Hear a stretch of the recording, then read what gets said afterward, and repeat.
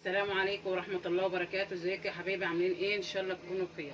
احنا النهارده هنعمل صينية سمك المبروكة اللي بنعملها في الفرن. دي يا حبايبي دي السمكة طبعا سمكة المبروكة دي بتبقى 2 كيلو السمكة الواحدة، وبتبقى منها فيه كيلو. فاحنا بس ديت انا طبعا ما لقيتش اكبر من كده لما رحت اجيب. دي السمكة دي كيلو، يعني دول سمكتين 2 كيلو. بنمسك السمكة بتاعتنا نفتحها كده ونتبلها معانا، ونمسك برضو الجزء التحتاني نفتحه بنفس الطريقه دي ونتبله معانا. دي تتبيله اللي انا بتبل بيها الاول: توم وفلفل رومي وفلفل حامي، بفرمه في الكبه بتاعتي واتبل به الاول. وبعد كده ده بقطعه حلقات. الليمون بحصره طبعا على السمك بتاعي، والفلفل الالوان ده والفلفل الرومي ده برضو، وبصلتين معايا وكم قرن فلفل حامي بقطعهم حلقات كده هوريكم. وبعد كده الاول اتبل السمك بتاعي بالتتبيله دي كده واسيبه لمده 5 دقايق. وبعد كده احط معايا التتبيل اللي انا قطعته، اللي هو الفلفل الرومي والفلفل الالوان والبصل اقطعه. دي اخليها كده زي ما هي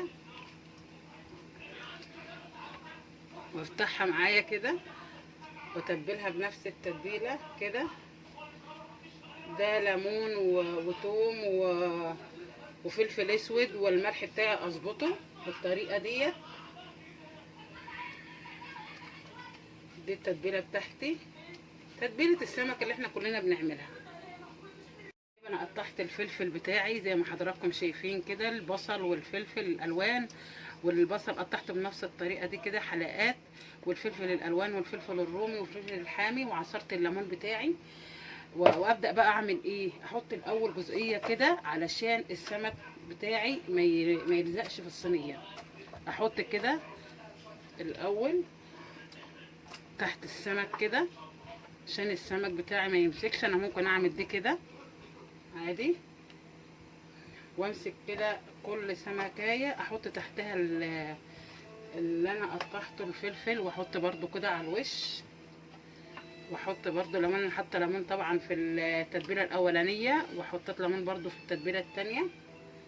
وامسك كده السمك بتاعي بالطريقه دي زي ما حضراتكم شايفين كده. دي صينيه السمك، انت ممكن تعملوها في اي سمك، بس دي سمكه المبروكه بتبقى حلوه جدا جدا.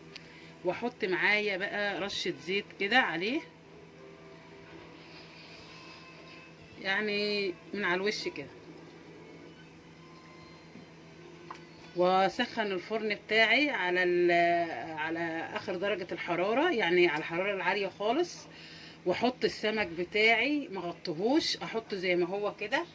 اول ما يستوي هو بكب الميه بتاعته، وبعد كده بتبص تلاقيه استوى مبقاش فيه ميه خالص، وبتلاقي وشه من فوق برضو اتحمر شويه كده.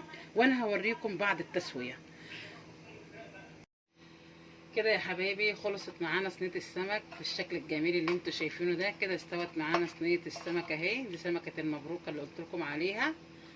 لو عملتوها بنفس الطريقه دي هتعجبكم جدا جدا. تعملوها وتاكلوها بالف هنا وشفا. ما تنساش تفعلوا الجرس وتدوسوا لايك عشان يوصلكم كل جديد. والسلام عليكم ورحمه الله وبركاته.